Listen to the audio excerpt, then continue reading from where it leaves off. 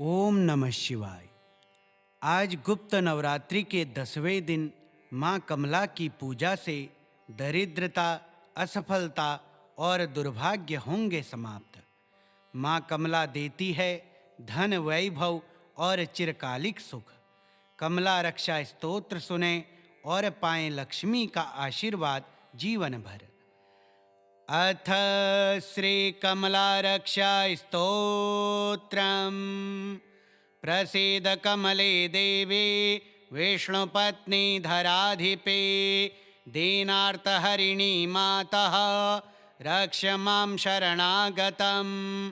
पद्मवासिनि पद्माक्षे पद्मगर्भसमुद्भवे, श्रियं देहि मे नित्यं लक्ष्मी रक्ष त्वमव्यया। कान्तारूपे कुलैकज्ञे महाशक्ते परात्परे, दारिद्र्यं हर मे देवी सम्पदं देहि मे शुभे। चिन्तितार्थप्रदात्रे त्वं धर्मकामार्थसिद्धये, दुष्टग्रहविनाशाय रक्ष मां वरलक्ष्मी मां। भुक्तिमुक्तिप्रदात्रे त्वं मातः सर्वार्थसाधिके, विघ्नरूपं न मे किञ्चित् स्यात् त्वत्कृपया शुभे। सिंहवाहिनि शुभ्राङ्गे वरदाभयहस्तके, रम्ये रमास्वरूपे च रक्ष मां सततं शिवे। कुलक्लेशविनाशाय दारिद्र्यस्य निवारणे, मम रोगविनाशाय लक्ष्मी रक्ष त्वमुद्धरे। स्त्रीपुत्रकलत्राद्यं मे सौख्यं सम्पद्यतां सदा, सर्वकामप्रदायिन्यै नमोऽस्तु परमेश्वरी। अन्नपानं धनं धान्यं गृहसौख्यं च सर्वदा, प्राप्नुयां त्वत्प्रसादेन लक्ष्मी रक्ष त्वसौ सदा। त्वं मे माता त्वमेकाग्र्या, त्वं विना न गतिर्मम। शरणं भव मे लक्ष्मी रक्ष मां भक्तवत्सले। स्तोत्रमेतत् पठेद्यस्तो भक्त्या लक्ष्मीं सदा स्मरेत्, सर्वान् कामान् वाप्नोति अन्ते विष्णुपदं लभेत्। प्रसीद कमले देवी विष्णुपत्नी धराधिपे, दीनार्तहरिणी मातः रक्ष मां शरणागतं। पद्मवासिनि पद्माक्षे पद्मगर्भसमुद्भवे, श्रियं देहि मे नित्यं लक्ष्मी रक्ष त्वमव्यया। कान्तारूपे कुलैकज्ञे महाशक्ते परात्परे, दारिद्र्यं हर मे देवी सम्पदं देहि मे शुभे। चिन्तितार्थप्रदात्रे त्वं धर्मकामार्थसिद्धये, दुष्टग्रहविनाशाय रक्ष मां वरलक्ष्मी मां। भुक्तिमुक्तिप्रदात्रे त्वं मातः सर्वार्थसाधिके, विघ्नरूपं न मे किञ्चित् स्यात् त्वत्कृपया शुभे।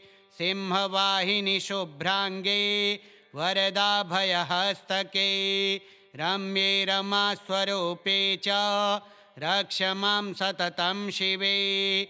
कुलक्लेशविनाशाय दारिद्र्यस्य निवारणे, मम रोगविनाशाय लक्ष्मी रक्ष त्वमुद्धरे। स्त्रीपुत्रकलत्राद्यं मे सौख्यं सम्पद्यतां सदा, सर्वकामप्रदायिन्यै नमोऽस्तु परमेश्वरी। अन्नपानं धनं धान्यं गृहसौख्यं च सर्वदा, प्राप्नुयां त्वत्प्रसादेन लक्ष्मी रक्ष त्वसौ सदा। त्वं मे माता त्वमेकाग्र्या, त्वं विना न गतिर्मम। शरणं भव मे लक्ष्मी रक्ष मां भक्तवत्सले। स्तोत्रमेतत् पठेद्यस्तो भक्त्या लक्ष्मीं सदा स्मरेत्, सर्वान् कामान् वाप्नोति अन्ते विष्णुपदं लभेत्। प्रसीद कमले देवी विष्णुपत्नी धराधिपे, दीनार्तहरिणी मातः रक्ष मां शरणागतं। पद्मवासिनि पद्माक्षे पद्मगर्भसमुद्भवे, श्रियं देहि मे नित्यं लक्ष्मी रक्ष त्वमव्यया। कान्तारूपे कुलैकज्ञे महाशक्ते परात्परे, दारिद्र्यं हर मे देवी सम्पदं देहि मे शुभे। चिन्तितार्थप्रदात्रे त्वं धर्मकामार्थसिद्धये, दुष्टग्रहविनाशाय रक्ष मां वरलक्ष्मी मां। भुक्तिमुक्तिप्रदात्रे त्वं मातः सर्वार्थसाधिके, विघ्नरूपं न मे किञ्चित् स्यात् त्वत्कृपया शुभे। सिंहवाहिनि शुभ्राङ्गे वरदाभयहस्तके, रम्ये रमास्वरूपे च रक्ष मां सततं शिवे। कुलक्लेशविनाशाय दारिद्र्यस्य निवारणे, मम रोगविनाशाय लक्ष्मी रक्ष त्वमुद्धरे। स्त्रीपुत्रकलत्राद्यं मे सौख्यं सम्पद्यतां सदा, सर्वकामप्रदायिन्यै नमोऽस्तु परमेश्वरी। अन्नपानं धनं धान्यं गृहसौख्यं च सर्वदा, प्राप्नुयां त्वत्प्रसादेन लक्ष्मी रक्ष त्वसौ सदा। त्वं मे माता त्वमेकाग्र्या, त्वं विना न गतिर्मम। शरणं भव मे लक्ष्मी रक्ष मां भक्तवत्सले। स्तोत्रमेतत् पठेद्यस्तो भक्त्या लक्ष्मीं सदा स्मरेत्, सर्वान् कामान् वाप्नोति अन्ते विष्णुपदं लभेत्। प्रसीद कमले देवी विष्णुपत्नी धराधिपे, दीनार्तहरिणी मातः रक्ष मां शरणागतं। पद्मवासिनि पद्माक्षे पद्मगर्भसमुद्भवे, श्रियं देहि मे नित्यं लक्ष्मी रक्ष त्वमव्यया।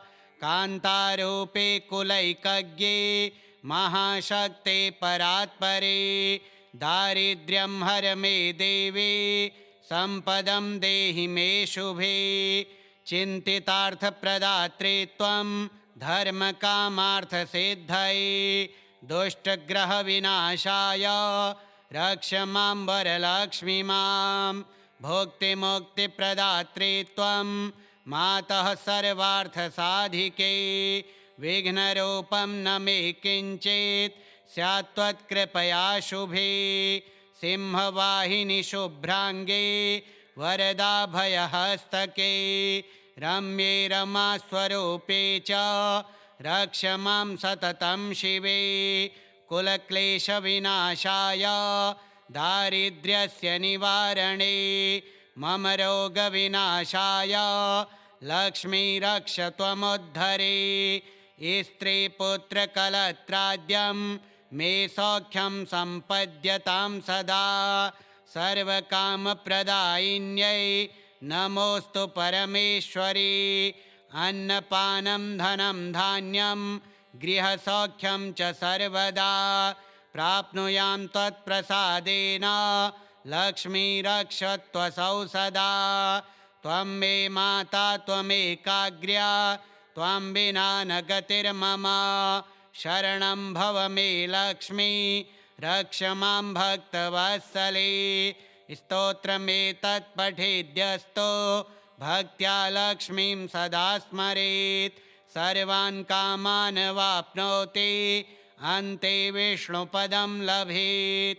प्रसीद कमले देवी विष्णुपत्नी धराधिपे, दीनार्तहरिणी मातः रक्ष मां शरणागतं।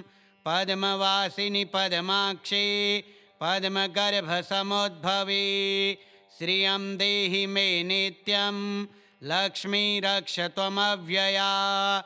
कान्तारूपे कुलैकज्ञे महाशक्ते परात्परे दारिद्र्यं हर मे देवी सम्पदं देहि मे शुभे चिन्तितार्थप्रदात्रे त्वं धर्मकामार्थसिद्धये दुष्टग्रहविनाशाय रक्ष मां वरलक्ष्मी मां भुक्तिमुक्तिप्रदात्रे त्वं मातः सर्वार्थसाधिके विघ्नरूपं न मे किञ्चित् स्यात् त्वत्कृपया शुभे सिंहवाहिनि शुभ्राङ्गे वरदाभयहस्तके रम्ये रमास्वरूपे च रक्ष मां सततं शिवे कुलक्लेशविनाशाय दारिद्र्यस्य निवारणे मम रोगविनाशाय लक्ष्मी रक्ष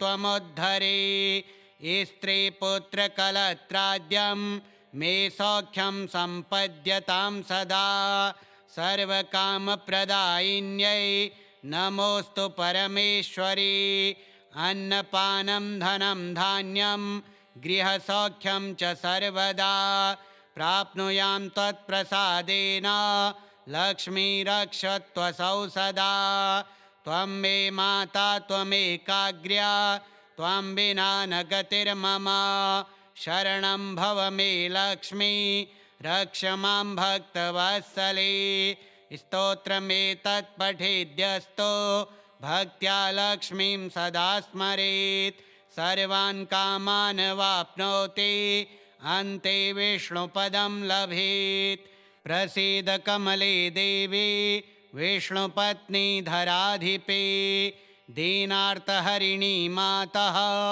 रक्ष मां शरणागतं पद्मवासिनि पद्माक्षे पद्मगर्भसमुद्भवे श्रियं देहि मे नित्यं लक्ष्मी रक्ष त्वमव्यया कान्तारूपे कुलैकज्ञे महाशक्ते परात्परे दारिद्र्यं हर मे देवी सम्पदं देहि मे शुभे चिन्तितार्थप्रदात्रे त्वं धर्मकामार्थसिद्धये दुष्टग्रहविनाशाय रक्ष मां वरलक्ष्मी मां भुक्तिमुक्तिप्रदात्रे त्वं मातः सर्वार्थसाधिके विघ्नरूपं न मे किञ्चित् स्यात् त्वत्कृपया शुभे सिंहवाहिनि शुभ्राङ्गे वरदाभयहस्तके रम्ये रमास्वरूपे च रक्ष मां सततं शिवे कुलक्लेशविनाशाय दारिद्र्यस्य निवारणे मम रोगविनाशाय लक्ष्मी रक्ष त्वमुद्धरे स्त्रीपुत्रकलत्राद्यं मे सौख्यं सम्पद्यतां सदा सर्वकामप्रदायिन्यै नमोऽस्तु परमेश्वरी अन्नपानं धनं धान्यं गृहसौख्यं च सर्वदा प्राप्नुयां त्वत्प्रसादेन लक्ष्मी रक्ष त्वसौ सदा त्वं मे माता त्वमेकाग्र्या त्वं विना न गतिर्मम शरणं भव मे लक्ष्मी रक्ष मां भक्तवत्सले स्तोत्रमेतत् पठेद्यस्तो भक्त्या लक्ष्मीं सदा स्मरेत्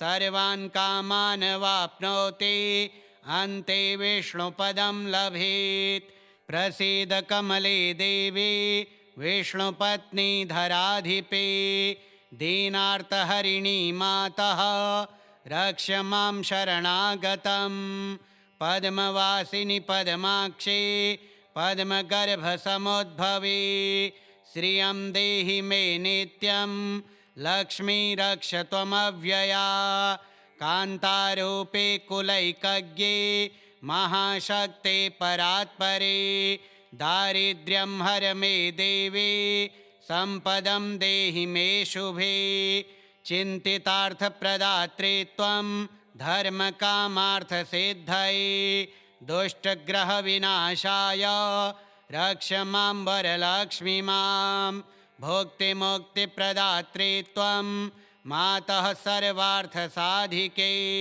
विघ्नरूपं न मे किञ्चित् स्यात् त्वत्कृपया शुभे सिंहवाहिनि शुभ्राङ्गे वरदाभयहस्तके रम्ये रमास्वरूपे च रक्ष मां सततं शिवे कुलक्लेशविनाशाय दारिद्र्यस्य निवारणे मम रोगविनाशाय लक्ष्मी रक्ष त्वमुद्धरे स्त्रीपुत्रकलत्राद्यं मे सौख्यं सम्पद्यतां सदा सर्वकामप्रदायिन्यै नमोऽस्तु परमेश्वरी अन्नपानं धनं धान्यं गृहसौख्यं च सर्वदा प्राप्नुयां त्वत्प्रसादेन लक्ष्मीरक्ष त्वसौ सदा त्वं मे माता त्वमेकाग्र्या त्वं विना न गतिर्मम शरणं भव मे लक्ष्मी रक्ष मां भक्तवत्सले स्तोत्रमेतत् पठेद्यस्तो भक्त्या लक्ष्मीं सदा स्मरेत् सर्वान् कामान् वाप्नोति अन्ते विष्णुपदं लभेत् प्रसीद कमले देवी विष्णुपत्नी धराधिपे दीनार्तहरिणी मातः रक्ष मां शरणागतं पद्मवासिनि पद्माक्षे पद्मगर्भसमुद्भवे श्रियं देहि मे नित्यं लक्ष्मी रक्ष त्वमव्यया कान्तारूपे कुलैकज्ञे महाशक्ते परात्परे दारिद्र्यं हर मे देवी सम्पदं देहि मे शुभे चिन्तितार्थप्रदात्रे त्वं धर्मकामार्थसिद्धये दुष्टग्रहविनाशाय रक्ष मां वरलक्ष्मी मां भुक्तिमुक्तिप्रदात्रे त्वं मातः सर्वार्थसाधिके विघ्नरूपं न मे किञ्चित् स्यात् त्वत्कृपया शुभे सिंहवाहिनि शुभ्राङ्गे वरदाभयहस्तके रम्ये रमास्वरूपे च रक्ष मां सततं शिवे कुलक्लेशविनाशाय दारिद्र्यस्य निवारणे मम रोगविनाशाय लक्ष्मी रक्ष त्वमुद्धरे स्त्रीपुत्रकलत्राद्यं मे सौख्यं सम्पद्यतां सदा सर्वकामप्रदायिन्यै नमोऽस्तु परमेश्वरी अन्नपानं धनं धान्यं गृहसौख्यं च सर्वदा प्राप्नुयां त्वत्प्रसादेन लक्ष्मी रक्ष त्वसौ सदा त्वं मे माता त्वमेकाग्र्या त्वं विना न गतिर्मम शरणं भव मे लक्ष्मी रक्ष मां भक्तवत्सले स्तोत्रमेतत् पठेद्यस्तो भक्त्या लक्ष्मीं सदा स्मरेत् सर्वान् कामान् वाप्नोति अन्ते विष्णुपदं लभेत् प्रसीद कमले देवी विष्णुपत्नी धराधिपे दीनार्तहरिणी मातः रक्ष मां शरणागतं पद्मवासिनि पद्माक्षे पद्मगर्भसमुद्भवे श्रियं देहि मे नित्यं लक्ष्मी रक्ष त्वमव्यया कान्तारूपे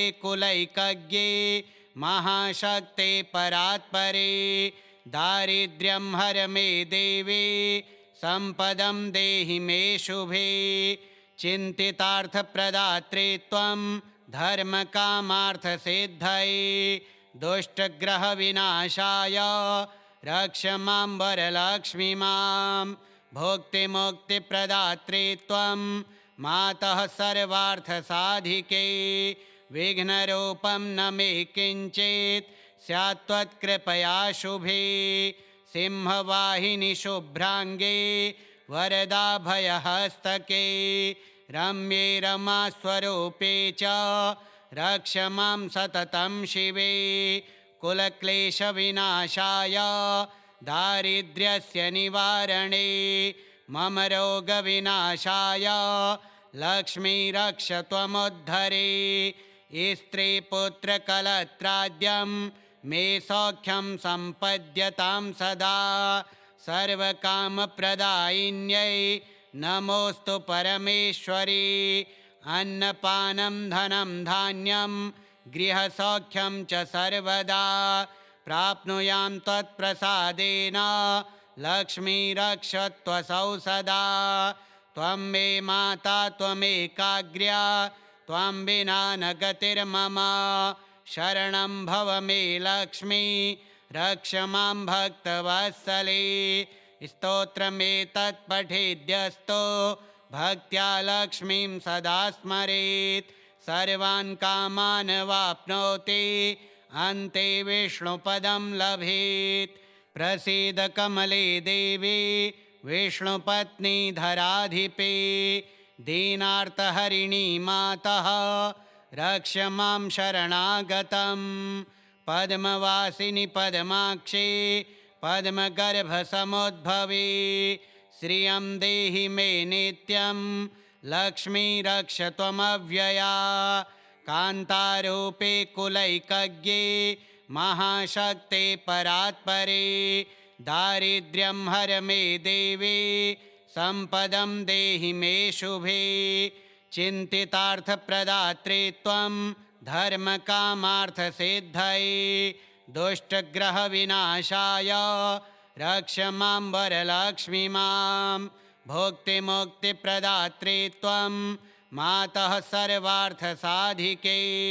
विघ्नरूपं न मे किञ्चित् स्यात् त्वत्कृपया शुभे।